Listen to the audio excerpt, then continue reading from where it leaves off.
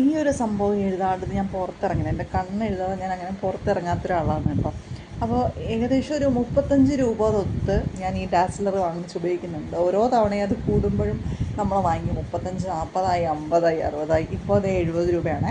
അപ്പോൾ ഇന്ന് എൻ്റെ കയ്യിലിരിക്കുന്നത് തീരാറായതുകൊണ്ട് ഞാൻ കടയിൽ ചെന്നു. ഒരു കടയിൽ ചോദിച്ചപ്പോൾ പറഞ്ഞു ഇല്ലയെന്ന് പറഞ്ഞു, ചെറുതേ ഉള്ളൂ എന്ന് പറഞ്ഞു. ചെറുതിന് 50 രൂപയാണ്.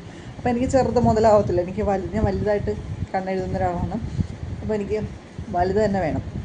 അങ്ങനെ വേറൊരു കടയിൽ ചോദിച്ചു. അപ്പോൾ അവർ നോക്കിയിട്ട് കാണുന്നില്ല, വേറെ വലിയൊരു ടൈപ്പ് പറഞ്ഞു. അപ്പോൾ ഞാൻ പറഞ്ഞു എനിക്ക് അത്രയും വലുതൊന്നും വേണ്ടെന്ന് പറഞ്ഞു.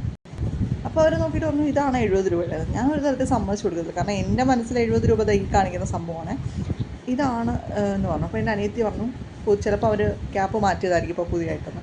സംഭവം സത്യമാണ്. ഇതാണിപ്പോൾ 70 രൂപയുടെ സംഭവം കേട്ടോ.